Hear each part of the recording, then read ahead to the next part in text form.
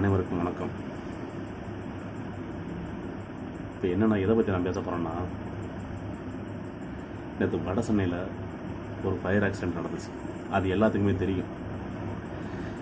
அந்த ஃபயர் ஆக்சிடெண்ட்டில் 22 குடும்பம் நெருக்கடியாக நிற்கிது.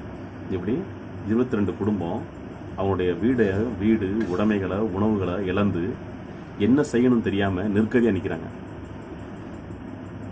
அப்படி நெருக்கடியாக நிற்கிறவங்களுக்கு நம்முடைய தாவைக்கா நிர்வாகிகள், மகளிரணியை சேர்ந்தவங்க, நம்ம அக்கா, அம்மா, தங்கை இவங்களாம் சேர்ந்து ஏதோ அவங்களால முடிஞ்ச உதவி செய்யலாம் அப்படின்னு சொல்லிட்டு போகிறாங்க.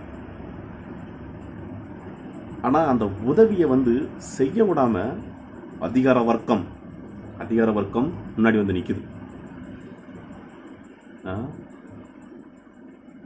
அப்போ அவங்கள என்ன செய்யலாம் சொல்லுங்கள் பார்ப்போம். ஒன்றும் இல்லைங்க, ஒரு தாயை அவள் ஆப்ரேஷன் பண்ணிருக்க என் அம்மா, அதனால தான் அம்மான்னு சொல்கிறேன்.